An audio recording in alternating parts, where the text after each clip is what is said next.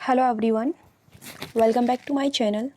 आज की वीडियो में हम लोग टेस्ट नंबर 38 कवर करेंगे। ओके, बाकी के जितने भी टेस्ट हैं वो भी डल चुके हैं, उनकी प्लेलिस्ट का लिंक इसी वीडियो के डिस्क्रिप्शन बॉक्स में मिल जाएगा, तो प्लीज़ उन्हें भी देख लीजिएगा क्योंकि आपके एग्ज़ाम के लिए वो काफ़ी ज़्यादा बेनिफिशियल हैं। ठीक है, सो स्टार्ट करेंगे फर्स्ट क्वेश्चन के साथ। अर्थ आवर का आयोजन किया जाता है, यानी कि कब किया जाता है। योर ऑप्शंस आर मार्च महीने के अंतिम शनिवार को, मार्च महीने के दूसरे शनिवार को, मार्च महीने के पहले शनिवार को, या फिर मार्च महीने के तीसरे शनिवार को। तो इतना तो क्लियर है कि मार्च में ही सेलिब्रेट किया जाता है और सैटरडे को ही सेलिब्रेट किया जाता है। ठीक है, ये चीज़ तो आपकी क्लियर हो चुकी है। तो ये अर्थ आवर जो है ये सेलिब्रेट किया जाता है मार्च महीने के अंतिम शनिवार को। ठीक है, option number A is correct. Earth Hour का आयोजन मार्च महीने के अंतिम शनिवार को किया जाता है और बात करेंगे 2021 की, तो यह 27 मार्च को मनाया गया है। देखिए, ज़रूरी नहीं है कि हर एक शनिवार को एक ही डेट होगी, तो डेट चेंज होती रहती है। अगर एग्ज़ाम में पूछा जाएगा तो या तो उसकी थीम पूछी जाएगी या फिर उसकी डेट पूछी जाएगी कि इस वर्ष यह किस तारीख को मनाया गया है। इस तरीके से पूछा जा सकता है। इसके बैकग्राउंड की अगर हम बात करते हैं कि आखिरकार ये अर्थ आवर होता क्या है, इन शॉर्ट जान लेते हैं। इन शॉर्ट क्या जितना है वही है, उसके बारे में हर चीज़ के बारे में बहुत बड़ी थ्योरी ही नहीं होती है। एक्चुअली ये जो अर्थ आवर है ये कब मनाया जाता है ये मैंने आपको बता दिया है। होता क्या है इसको मनाने के दिन कि 8:30 से लेकर के और 9:30 तक, ठीक है, 9:30 तक नाइट में लाइट्स ऑफ कर दी जाती हैं। और ये कहीं ना कहीं इन्वायरमेंट को सुरक्षित करने के लिए, धरती को सुरक्षित करने के लिए या फिर आप कहें तो यूनिटी दिखाने के लिए, एकजुटता दिखाने के लिए ये एक मैसेज देती है। ये चीज़, एक संदेश यही जाता है इससे। ठीक है, इसके अलावा 2021 में इसकी थीम क्या थी वो मैं आपको बता देती हूँ, आप चाहें तो नोट कर सकते हो। पृथ्वी को बचाने के लिए जलवायु परिवर्तन, ये 2021 की थीम है जो 27 मार्च को मनाया गया है। स्टार्टिंग इसकी कब हुई थी? 2007 में। ठीक है, 2007 में। और अगर ये प्रश्न बनता है कि किस शहर से हुई थी इसकी स्टार्टिंग, तो world wide fund for nature ने इसकी पहल ये शुरू की थी और पहली बार इसको 31 मार्च को मनाया गया था। ठीक है, 31 मार्च को मनाया गया था। और कहाँ पर? ऑस्ट्रेलिया का एक शहर है जिसका नाम है सिडनी। सिडनी शहर में इसको मनाया गया था। ठीक है, उसके अलावा बात ये आती है, हालांकि ये 2007 में शुरू किया गया था, लेकिन क्या ये इंडिया में भी 2007 से ही मनाया जा रहा है, ये भी प्रश्न उठता है, क्योंकि 2007 में ऑस्ट्रेलिया में स्टार्ट किया गया है। तो अगर इंडिया की बात आए तो याद रखना 2009 में इंडिया ने ये इनिशिएटिव जो है लिया, यानी कि ये पहल इंडिया में 2009 से स्टार्ट की गई। क्लियर, हर चीज़ क्लियर हो चुकी है। नेक्स्ट क्वेश्चन की बात करेंगे। वर्तमान में उत्तर प्रदेश में कितने चिड़ियाघर संचालित हैं? योर ऑप्शंस आर 2, 3, 4 या 5। ठीक है, तो वर्तमान में यूपी की बात हो रही है, तो जहाँ पर 3 चिड़ियाघर जो है संचालित हैं। ठीक है, option number B is correct.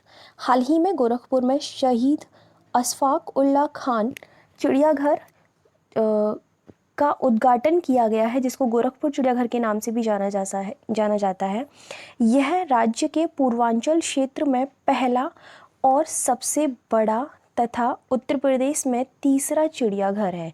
देखो, ये फैक्ट बहुत इंपॉर्टेंट है, प्लीज़ इसको याद रखना। मैं ये कलर चेंज कर देती हूँ क्योंकि ना पता नहीं चलता ब्लैक से ब्लैक में। ठीक है, तो ये वाला जो फैक्ट है आप ये प्लीज़ याद रखना। नेक्स्ट है क्वेश्चन नंबर 3। निम्नलिखित कथनों पर विचार कीजिए और कूट के माध्यम से सही उत्तर का चयन कीजिए। Your first statement is mount Merapi Indonesia में स्थित ज्वालामुखियों में सबसे अधिक सक्रिय है। नेक्स्ट है इंडोनेशिया रिंग ऑफ फायर में अवस्थित होने के कारण यहाँ कई सक्रिय ज्वालामुखी पाए जाते हैं। हमें बताना है कि इसमें से कौन सा सही है। ऑप्शंस हमेशा की तरह एक सही है या फिर 2 सही है या फिर 1 और 2 दोनों सही है या फिर ना तो 1 और ना ही 2। ठीक है, तो जो करेक्ट स्टेटमेंट है ये दोनों ही हैं actually. So 1 and 2, it means your option number C is correct of this question. Okay, C answer हो जाएगा। वर्ल्ड ज्योग्राफी से लिया गया ये क्वेश्चन है और उपरोक्त दोनों कथन जो हैं वो बिल्कुल सही हैं। Now question number 4। निम्नलिखित में से कौन सी ट्रेन भारत व बांग्लादेश के मध्य चलती है? काफ़ी सारी ट्रेन्स के नाम यहाँ पर दिए गए हैं, 3 ट्रेन के दिए गए हैं। फर्स्ट है Bandhan express, second Mitali express and third है मैत्री एक्सप्रेस, या फिर ये तीनों ही ट्रेन ऐसी हैं जो कि आपकी भारत व बांग्लादेश के मध्य चलती हैं, ये हमें यहाँ पर बताना है। ठीक है, तो एक्चुअली ये तीनों ही ऐसी ट्रेन हैं जो कि भारत और बांग्लादेश के मध्य चलती हैं। Yes, it means option number D is correct. Okay, now question number, एक सेकेंड इसका एक्सप्लेनेशन एक बार देख लें। हाल ही में बांग्लादेश की राजधानी ढाका को भारत के न्यू जलपाईगुड़ी से जोड़ने वाली एक नई यात्री ट्रेन जिसका नाम है मिताली एक्सप्रेस का उद्घाटन किया गया है। भारत और बांग्लादेश के बीच चलने वाली और जो ट्रेनें हैं वो एक तो मैत्री एक्सप्रेस है और बंधन एक्सप्रेस है। इसके बाद ये तीसरी स्टार्ट की गई है। सो तीनों ट्रेनों के नाम आपको याद होने चाहिए। लेटेस्ट कौन सी स्टार्ट की गई है उसको याद रखिए। क्वेश्चन नंबर 5 है, निम्नलिखित कथनों पर विचार कीजिए और कूट के माध्यम से सही उत्तर का चयन कीजिए। फर्स्ट है, सर्वोच्च न्यायालय कॉलेजियम में भारत के मुख्य न्यायाधीश की अध्यक्षता में सर्वोच्च न्यायालय के 4 अन्य वरिष्ठतम न्यायाधीश शामिल होते हैं। नेक्स्ट है, कॉलेजियम प्रणाली संसद के अधिनियम द्वारा विकसित हुई है। ठीक है, तो हमें यहाँ पर क्या बताना है कि इनमें से कौन सा कथन सही है। ठीक है, तो आपके ऑप्शंस एज ऑलवेज वही रहेंगे, केवल एक, केवल दो, ना तो एक ना ही दो, या फिर दोनों ही सही हैं। ठीक है, तो देखिए एक्चुअली इसमें जो हमारा ए यानी जो पहला स्टेटमेंट है वो सही है। सर्वोच्च न्यायालय कॉलेजियम में भारत के मुख्य न्यायाधीश की अध्यक्षता में सर्वोच्च न्यायालय के 4 अन्य वरिष्ठतम न्यायाधीश भी शामिल होते हैं। This is correct. Now second statement जो है कि यह जो कॉलेजियम प्रणाली है ये संसद के अधिनियम द्वारा विकसित हुई है, ये बिल्कुल गलत है। जबकि इसकी जगह पर ये सुप्रीम कोर्ट का ही एक फैसला आया था, उसके थ्रू इसको विकसित या फिर स्टार्ट किया गया है। राइट, तो ये स्टेटमेंट रॉन्ग हो जाएगा। That's why your answer is केवल एक, मीन्स टू से option number A is correct. So now इसका एक्सप्लेनेशन देख लेते हैं। पॉलिटी से लिया गया ये क्वेश्चन। कॉलेजियम प्रणाली न्यायाधीशों की नियुक्ति और निस्थानांतरण की प्रणाली है जो सर्वोच्च न्यायालय यानी कि न्यायाधीशों के मामले की बात हो रही है के निर्णयों के माध्यम से विकसित हुई है, न कि संसद के अधिनियम द्वारा या संविधान के प्रावधान द्वारा। अतः जो अन्य कथन है वो बिल्कुल सही है, यानी कि जो पहला कथन है वो बिल्कुल सही है। ठीक है, सो एक चीज़ मैं क्लियर दोबारा से यहाँ पे मेंशन कर देती हूँ। अगर वहाँ पर प्रश्न में ये आ जाता है, जैसे कि हमने आपको यहाँ लिखा है इस स्टेटमेंट में कि इसको संसद के अधिनियम द्वारा विकसित किया गया है, डेफिनेटली जो संसद का अधिनियम है वो संविधान में कहीं ना कहीं मेंशन किया जाएगा। जितने भी रूल बनते हैं वो कॉन्स्टिट्यूशन में मेंशन किए जाते हैं। ठीक है, लेकिन जो ये फैसला आया है ये उस पर मेंशन नहीं है, इसलिए इस चीज़ को याद रखना। अगर ऑप्शन इस तरीके से भी बनता है तो प्लीज़ इसको आप गलत ही कर कर आना। ओके, नेक्स्ट है क्वेश्चन नंबर 6। गंगा डॉल्फिन को वर्ष कब किस वर्ष में मतलब राष्ट्रीय जलीय जीव के रूप में मान्यता दी गई थी? कई बार क्वेश्चन में टाइपिंग में थोड़ी सी गड़बड़ हो जाती है। ठीक है, तो यहाँ किस वर्ष लिख लीजिए या फिर जैसे भी आप एडजस्ट करना चाहो कर सकते हो। ओके, ऑप्शन है 2008, 2009, 2010 और 2011। सो बहुत ही इजी सा क्वेश्चन है, सभी को पता होगा इसका आंसर। मैं ऐसा एज्यूम करके चल रही हूँ। Option number B is correct, 2009 में ही हुआ था। यस, एनवायरनमेंट से लिया गया ये क्वेश्चन है। गंगा डॉल्फिन को 2009 में भारत सरकार द्वारा राष्ट्रीय जलीय जीव के रूप में मान्यता दी गई थी। नाउ क्वेश्चन नंबर 7 की बात करेंगे। व्यास सम्मान निम्नलिखित में से किसके द्वारा दिया जाता है? ओके, ऑप्शंस दे रखे हैं, भारतीय साहित्य अकादमी या फिर भारत सरकार के संस्कृति मंत्रालय द्वारा या फिर के बिरला फाउंडेशन द्वारा या फिर इनमें से किसी के भी द्वारा नहीं दिया जाता ये। So the correct answer is के बिरला फाउंडेशन, इसी के द्वारा व्यास सम्मान प्रदान किया जाता है। Option number C is correct. Okay, इसका एक्सप्लेनेशन देख लेते हैं। व्यास सम्मान के बिरला फाउंडेशन की ओर से 10 वर्ष की अवधि में प्रकाशित सर्वश्रेष्ठ हिंदी की साहित्यिक कृति को दिया जाता है। हाल ही में शरद पगारे को उनके उपन्यास पाटलिपुत्र की साम्राज्ञी के लिए वर्ष 2020 के व्यास सम्मान के लिए चुना गया है। So most important fact is this, okay. And इसके अलावा किसके द्वारा दिया जाता है ये आप याद रख लेना। नेक्स्ट है क्वेश्चन नंबर 8, निम्नलिखित कथनों पर विचार कीजिए और कोड के माध्यम से सही उत्तर का चयन कीजिए। Now your first statement is Kumbh Mela UNESCO की मानवता की अमूर्त सांस्कृतिक विरासत सूची के अंतर्गत आता है। नेक्स्ट स्टेटमेंट है प्रयागराज में संगम पर हर साल माघ मेला जनवरी से फरवरी के मध्य मनाया जाता है, ओके। ऑप्शंस एज ऑलवेज केवल एक, केवल दो, एक और दो दोनों, या फिर ना तो एक और ना ही दो। आप लोग सोचते होंगे एज ऑलवेज भी बोल देती है, फिर भी हमेशा ऑप्शंस को पढ़ ही देती है ना। मेरी आदत है कि किसी भी फैक्ट को छोड़ना नहीं चाहिए, क्योंकि कुछ लोग नए होते हैं जिनको नहीं पता होती हैं कुछ सी चीज़ें। सो ठीक है, बता देते हैं कि इनमें से सही कौन सा है।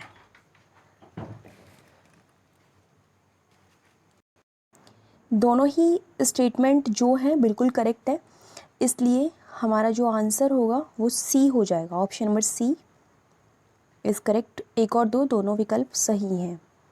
क्वेश्चन नंबर 9 है वन restoration a path to recovery and well being निम्नलिखित में से किसकी थीम है। योर ऑप्शंस आर अंतर्राष्ट्रीय वन दिवस, अंतर्राष्ट्रीय जल दिवस, अंतर्राष्ट्रीय पृथ्वी दिवस या फिर अंतर्राष्ट्रीय जैव विविधता दिवस। तो ये जो थीम है ये अंतर्राष्ट्रीय वन दिवस का थीम है। Option number A is correct. अंतर्राष्ट्रीय वन दिवस 2021 के लिए इस थीम को रखा गया है वन restoration a path to recovery and well being. 21 मार्च 2021 को वैश्विक स्तर पर अंतर्राष्ट्रीय वन दिवस का आयोजन किया जाता है। सो प्लीज़ ये भी याद रखना कि वन दिवस मनाया कब जाता है, बात वैश्विक स्तर की हो रही है। क्वेश्चन नंबर 10 की बात करेंगे। निम्नलिखित कथनों पर विचार कीजिए और कोड के माध्यम से सही उत्तर का चयन कीजिए। ऐसे क्वेश्चंस बहुत आ रहे हैं आज। स्टेटमेंट नंबर 1 है उस्ताद बिस्मिल्लाह खान का जन्म लखनऊ में हुआ था। सेकंड स्टेटमेंट है उस्ताद बिस्मिल्लाह खान की कार्यभूमि मुख्यतः वाराणसी रही है। ठीक है, तो एक, केवल दो, एक और दो दोनों, या फिर ना तो एक और ना ही दो। सही पूछा है, इसमें से कौन सा सही है। Actually the correct statement is उस्ताद बिस्मिल्लाह खान की कार्यभूमि जो है वह वाराणसी रही है, बिल्कुल सही है। लेकिन उनका जन्म लखनऊ में हुआ था ये गलत है, क्योंकि उनका जन्म हुआ था कहाँ पर, बिहार में। ठीक है, तो ये गलत हो जाएगा, इसलिए आंसर होगा केवल दो। नाउ इसका स्टेटमेंट देख लेते हैं क्या है। Option number B is correct. Ancient history से लिया गया क्वेश्चन है। 21 मार्च 1916 को बिहार में संगीतकारों के परिवार में उस्ताद बिस्मिल्लाह खान का क्या हुआ था, जन्म हुआ था। उन्होंने अपने जीवन का अधिकांश समय कहाँ पर बिताया था, वाराणसी में। और 21 अगस्त 2006 को वाराणसी में अंतिम सांस ली थी, यानी कि उनकी मृत्यु 21 अगस्त 2006 में हुई थी। Now we are talking about question number 11। स्थापना के समय दिल्ली को किस नाम से जाना जाता था। Your options are Dilpur and Dhilikka and Dhilikkapuri and Dilawarpuri. बड़े ही अजीब से नाम हैं। वेल, हमें सिर्फ इतना बताना है कि दिल्ली को किस नाम से जाना जाता था। स्थापना के समय की बात हो रही है, तो दैट वाज ढिलिक्कापुरी। ओके, ऑप्शन ढिल्लिकापुरी है, ये क्या है, ढिलिक्का नहीं है, ढिल्लिकापुरी है। मैं गलत पढ़ रही हूँ उसको, सॉरी गाइस, उसको करेक्ट कर लीजिएगा। Option number C is correct. So Dhillikapuri या अनंतपाल द्वितीय तोमर राजवंश से संबंधित थे। उन्होंने ढिल्लिकापुरी की स्थापना की थी, जिसे आगे चलकर क्या नाम दिया गया, दिल्ली। हाँ सही है, ढिल्लिका दिल्ली से ही थोड़ा मैच कर रहा है, मैंने उसको ढिल्लिका बहुत गलत पढ़ दिया था। I am so sorry for that. Now question number 12। निम्नलिखित में से किसने वर्ष 2020 में बीते 4 वर्षों में बाघों की संख्या को दोगुना करने के लिए TX2 अवार्ड भी जीता है। Your options are Pilibhit tiger reserve, Chambal वन्यजीव अभयारण्य, चंद्रप्रभा वन्यजीव अभयारण्य, हस्तिनापुर वन्यजीव अभयारण्य। बता दीजिए है कि वह कौन सा है, तो वो आपका पीलीभीत टाइगर रिजर्व है। Option number A is correct. Pilibhit tiger reserve है कहाँ पर, पता होना चाहिए ये तो आपको। उत्तर प्रदेश के पीलीभीत टाइगर रिजर्व और शाहजहाँपुर जिलों के बीच में ये जो है, पीलीभीत और शाहजहाँपुर जिलों के बीच में यह अवस्थित है। वर्ष 2020 में इसने बीते 4 वर्षों यानी कि 2014 टू 18 की बात हो रही है, बाघों की संख्या में दोगुना करने के लिए TX2 अवार्ड भी जीता है। Okay, now question number 13। काला नमक चावल उत्तर प्रदेश के किस क्षेत्र में उगाया जाता है? ऑप्शंस है पश्चिमी क्षेत्र में, पूर्वी क्षेत्र में, उत्तरी क्षेत्र में या फिर दक्षिणी क्षेत्र में। तो ये उगाया जाता है पूर्वी क्षेत्र में। It means option number B is correct. Okay, so UP special से लिया गया ये प्रश्न है आपका। काला नमक चावल पूर्वी उत्तर प्रदेश क्षेत्र में उगाया जाता है। काला नमक चावल को भौगोलिक संकेतक यानी कि जो GI टैग होता है वह प्राप्त हुआ है। इसे सिद्धार्थनगर, देवरिया, गोरखपुर, महाराजगंज, कुशीनगर, बस्ती और उसके अलावा क्या है, बस्ती के अलावा है संत कबीर नगर, गोंडा एंड बहराइच, बलरामपुर और श्रावस्ती में भी उगाया जाता है। श्रावस्ती 2 बार दे दिया है ना, नहीं श्रावस्ती नहीं, वो बस्ती था। चलिए नेक्स्ट है क्वेश्चन नंबर 14। इसरो के संबंध में निम्नलिखित कथनों पर विचार करना है हमें। इसरो से आप सभी बहुत अच्छी तरह से परिचित होंगे।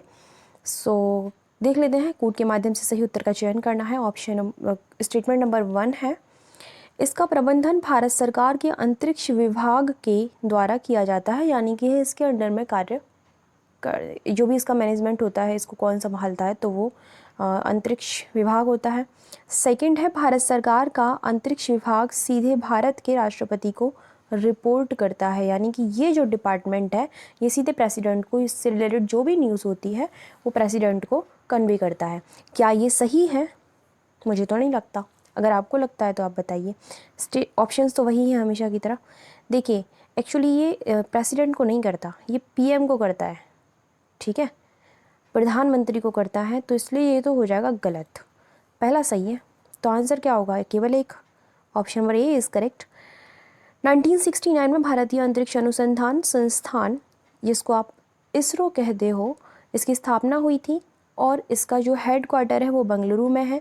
और इसके जो हेड हैं विक्रम साराभाई के प्रयासों से, विक्रम साराभाई के प्रयासों से स्थापित किया गया था इसको। और इसका प्रबंधन भारत सरकार के अंतरिक्ष विभाग द्वारा किया जाता है, जो कि सीधे भारत के प्रधानमंत्री को इसकी रिपोर्ट करता है। सो आपको याद रहना चाहिए किसको रिपोर्ट करता है? Prime minister. Now question number 15। चकमा जनजाति निम्नलिखित में से किस राज्य में निवास करती है?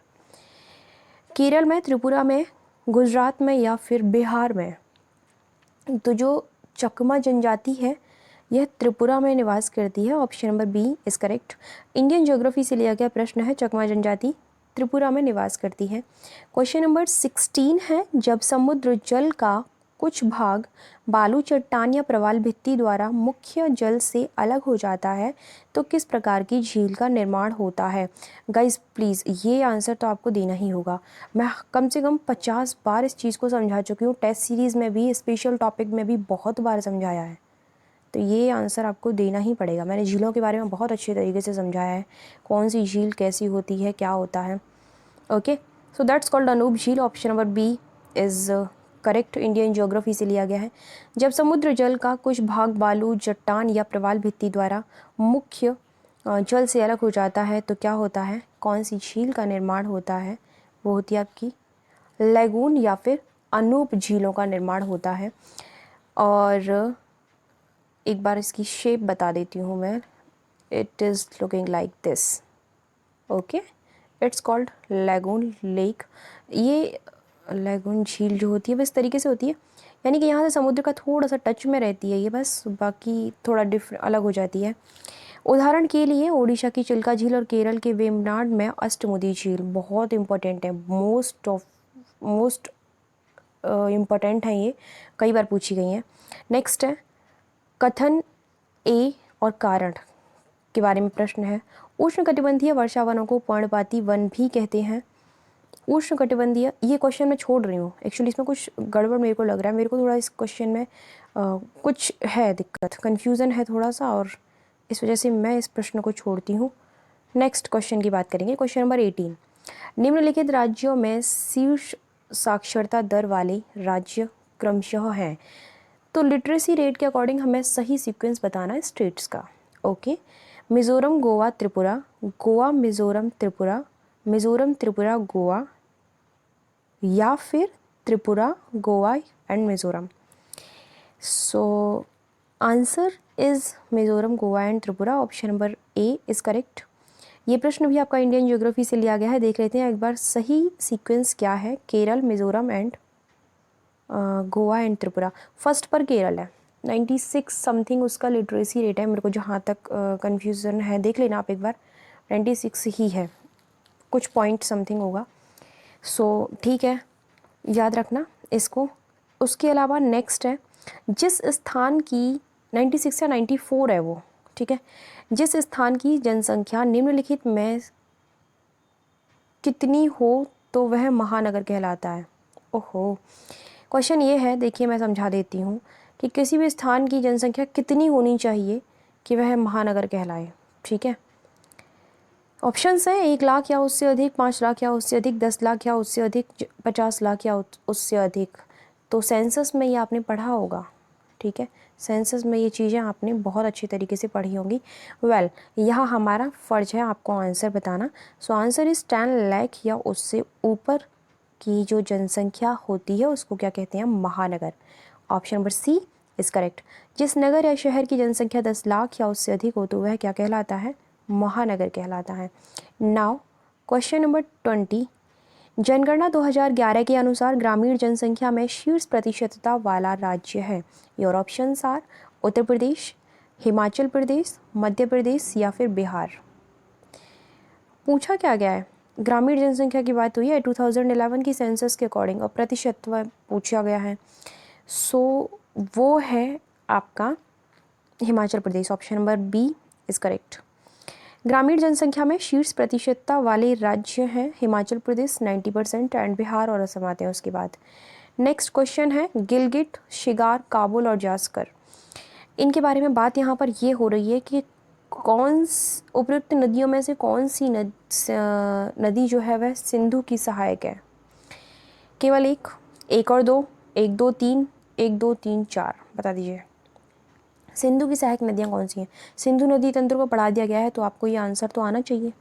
नदी तंत्र सारे पढ़ा दिए गए हैं जीएस के स्पेशल टॉपिक में, मोस्ट इंपॉर्टेंट टॉपिक के नाम से वह प्लेलिस्ट है, आप वहाँ जाइए, देखिए, जीएस के टॉपिक्स को कवर कीजिए। सो the answer is D, because ये सारी ही नदियाँ जो हैं सिंधु नदी की सहायक नदियाँ हैं। Option number D is correct. And Shyok, Gilgit, Shigar and Kabul, Zaskar, Jhelum, Chenab, Ravi, Beas, Sutlej आदि सिंधु की सहायक नदियां हैं। ठीक है, इन सभी के नाम आपको याद होनी चाहिए। मोस्ट इम्पॉर्टेंट इनमें से अगर मैं बात करूँगी तो झेलम, चेनाब, रावी, व्यास, सतलज, ये तो याद रहनी ही चाहिए आपको। बात करेंगे क्वेश्चन नंबर 22 की। कुछ पेयर दे रखे हैं जलप्रपात और उनकी अवस्थिति के बारे में, अब हमें बताना है कि इसमें से इनकरेक्ट पेयर कौन सा है। ठीक है, कुने जलप्रपात कर्नाटक में है, चुलिया जलप्रपात मध्य प्रदेश में है, हुंडरू जलप्रपात झारखंड में है एंड दूधसागर जलप्रपात जो है वह गोवा में है। Which is incorrect? Actually incorrect is कुने, बिकॉज यह महाराष्ट्र में है, कर्नाटक में नहीं है। ऑप्शन नंबर ए जो है वह करेक्ट हो जाएगा। ठीक, कुने जलप्रपात लोनावाला महाराष्ट्र में स्थित है। अन्य विकल्प जो है बिल्कुल सही है। जलप्रपातों की वीडियो भी डल चुकी है। देखिए, झील, पहाड़, पर्वत, नदी और ये जलप्रपात, ये वगैरह वगैरह ऐसे बहुत से टॉपिक हैं जो डल चुके हैं, उनको देख लीजिए। हिमालय के संदर्भ में कौन सा कथन गलत है? ऑप्शंस हैं, यह एक नवीन मोड़दार वलित पर्वत है, यह लगभग 2500 किलोमीटर की लंबाई में फैला हुआ है, इसका क्षेत्रफल लगभग 5 लाख वर्ग किलोमीटर है, इसकी सबसे पश्चिमी चोटी नामचावरवा है। देखिए, बहुत ही ईजी से फैक्ट है यहाँ पर, ऐसा नहीं है कि हिमालय के बारे में बहुत ऐसे फैक्ट ला के रख दिए जो आपको पता ही नहीं है। Actually the answer is D, because उसकी सबसे पश्चिमी चोटी जो है वह नामचावरवा नहीं है, नंगा पर्वत है, इसलिए option number D is correct. Himalaya की सबसे पश्चिमी चोटी नंगा पर्वत है जो कि जम्मू कश्मीर में है, तथा सबसे पूर्वी चोटी की अगर बात करूं तो वो नामचा पर्वत है जो कि अरुणाचल प्रदेश में है। तो पूर्वी पश्चिमी आपको याद होनी चाहिए, अन्य कथन बिल्कुल सही है। सो नाउ क्वेश्चन नंबर 24, निम्नलिखित युग्मों में से कौन सा सुमेलित नहीं है? तट दे रखे हैं और राज्यों के नाम दे रखे हैं, ठीक है। उत्कल तट ओडिशा, एंड उत्तरी सरकार तट आंध्र प्रदेश, एंड कोरोमंडल तट कर्नाटक, एंड मालाबार तट जो है वह केरल में है। फटाफट से आंसर इसका आप कर दीजिए क्योंकि इजी सा क्वेश्चन है, बता चुके हैं तो और भी इजी है, पहले पढ़ा चुके हैं इसको। So the answer is C, M I right? क्योंकि कोरोमंडल तट भाई तमिलनाडु में है, ये कर्नाटक में नहीं है। ऑप्शन नंबर सी करेक्ट हो जाएगा हमारा। ठीक है, तमिलनाडु में है, जबकि गोवा से कर्नाटक की मैंगलोर तक जो है वह कन्नड़ तट है। ओके, सो ठीक है। नाउ क्वेश्चन नंबर 25, निम्नलिखित में से किसे आधारभूत उद्योगों की श्रेणी में रखा जाता है? योर ऑप्शंस आर रासायनिक उद्योग, अल्कोहल उद्योग, रक्षा उपकरण उद्योग, एंड लौह इस्पात उद्योग। सो आंसर इज लौह इस्पात उद्योग, option number D is correct, ठीक है। लौह इस्पात उद्योग को आधारभूत उद्योगों की श्रेणी में रखा जाता है क्योंकि यह अन्य उद्योगों का आधार होता है, ठीक है। 25 क्वेश्चंस आपके कंप्लीट हो चुके हैं इस टेस्ट के। पीडीएफ की नीड किसी को है तो हमेशा की तरह मैं यही कहूँगी, वीडियो के डिस्क्रिप्शन बॉक्स में क्या दे रखा है, आपको लिंक दे रखा है साइट का, ठीक है। तो वो आप देखिए, और वहाँ से भी आपको अगर कोई क्वेरी है तो आप इस नंबर पर कॉल कीजिए, व्हाट्सएप कीजिए, आपको हर एक प्रॉब्लम का आंसर दिया जाएगा, ठीक है। हम कोशिश करेंगे आपकी हर एक परेशानी का सॉल्यूशन किया जाए। सो ठीक है, ख्याल रखिए अपनों का और दूसरों का भी और अपना भी। सो ठीक है, thank you so much for watching my video. मिलते हैं नेक्स्ट वीडियो में, तब तक के लिए बाय बाय, टेक केयर।